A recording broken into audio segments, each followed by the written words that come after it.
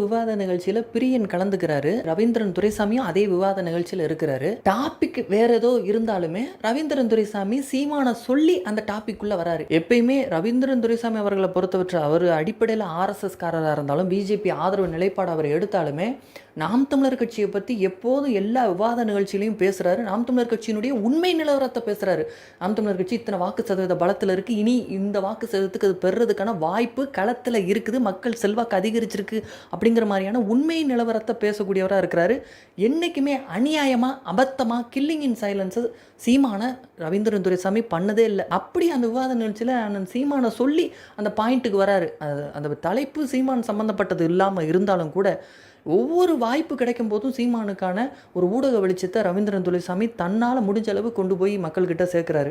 அப்படி சீமான் பாயிண்ட்டை எடுத்து அவர் பேசும்போது பிரியன் குறுக்கிட்டு, இப்போ எதுக்கு இவர் சீமானை பற்றியே பேசிக்கிட்டு இருக்கிறாரு, சீமானுக்கும் இந்த டாப்பிக்கு என்ன சம்மந்தம், இவர் எதுக்கு நாம் தமிழர் கட்சியை பேசிக்கிட்டு இருக்கிறாரு, சீமான் கட்சி அவ்வளோதான் முடிஞ்சிருச்சு, இப்போ விஜய் வேற வந்துட்டனால நிறையா வாக்குகள்லாம் போயிடும், சீமான் வர தேர்தலில் 8% வாக்குக்கு குறையாதான் வாங்குவார், அவர் வாங்கின வாக்கே அவரை காப்பாற்றிக்கிட்ட மாட்டார்னு அவ்வளோ வன்மத்தை கக்குறாரு இந்த பிரியன்.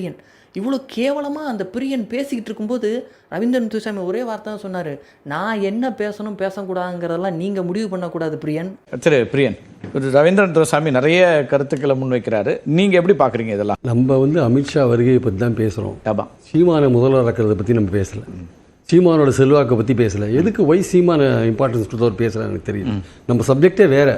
Y is bringing Seeman, it is unnecessary actually. ஏற்கனவே சீமான் கட்சியில் பாதி பேர் கரைஞ்சு போயிட்டு இருக்காங்க, மாவட்ட தலைவர் எல்லாம். சீமான் கட்சி இன்னும் ஏற்கனவே போயிட்டாங்க. விஜய் சீமானை பத்தி இங்க பேச வேண்டிய அவசியம் இல்லை. 8% கட்சியை வச்சு 8% அது வரப்போற எலெக்ஷன் எல்லாம் சொல்ல முடியாது.